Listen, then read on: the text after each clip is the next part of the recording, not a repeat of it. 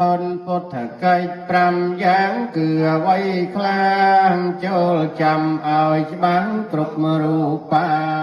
បំណាច់អ្នកកាន់ពុទ្ធសាសនា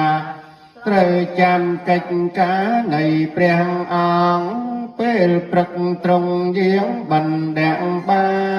តាមផ្ទះមានញាតចាំរហងជួនមួយអង្គឯងជួនមានសង្ឃតម្រង់តាមសត្វមាននិស័យរសៀលត្រង់ត្រាស់ខដល់សត្វនេះក៏ដោយអាល័យបើសត្វមិនយល់ត្រង់ឧបមាបកស្រាយសាច់ក្តីឲ្យយល់បានប្រលប់ប្រទៀនព្រះអាវាតដល់សង្ឃឲ្យស្អាតល្អកល្យាណកុំឲ្យប្រព្រឹត្តខុសលំអានតាមផ្លូវដែលបានត្រង់បញ្ញត្តិអាចត្រៀតត្រង់ដោះស្រាយបញ្ហាដែលពួកទេវតាមកច្រើនក្តាត់សំដែងព្រះសូរឬបរមត្ថតាមពពួសត្វដែលសង្ស័យ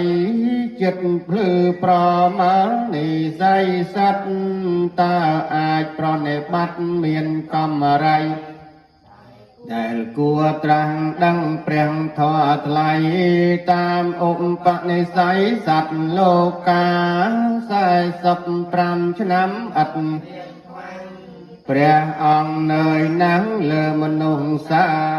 អត់មានសម្រាប់ព្រះកាយាអត់មាននរណាប្រដូចបានយើងបានព្រះពុទ្ធតនសាងស្មា